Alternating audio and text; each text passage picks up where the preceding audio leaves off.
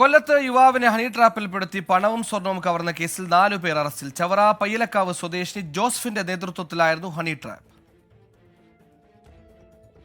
ചവറ ഇടത്തുരത്ത് നഹാബ് മൻസിലിൽ നഹാബ്, ചവറ മുകുന്ദപുരം അരുൺ ഭവനിൽ അപ്പു എന്ന് വിളിക്കുന്ന അരുൺ, പാരിപ്പള്ളി മീനമ്പലത്ത് SN നിവാസിൽ അരുൺ എന്നിവരാണ് കൊല്ലം ഈസ്റ്റ് പോലീസിന്റെ പിടിയിലായത്. ശക്തികുളങ്ങര സ്വദേശിയായ യുവാവിനെ പ്രതിയായ ജോസ്ഫിൻ ഫോണിലൂടെ വിളിച്ച് ബന്ധം സ്ഥാപിക്കുകയും തന്റെ വീട്ടിലേക്ക് വരാൻ ആവശ്യപ്പെടുകയും ചെയ്തു.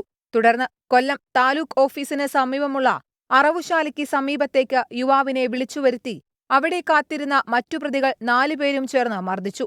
കൊല്ലുമെന്ന് ഭീഷണിപ്പെടുത്തി പണവും മൊബൈൽ ഫോണും സ്വർണമോതിരവും യുവാവിൽ നിന്ന് കവർന്നു. പ്രതിയായ ജോസ്ഫിനെതിരെ ലഹരിമരുന്ന് കേസടക്കം നിലവിലുണ്ടെന്ന് പോലീസ് അറിയിച്ചു.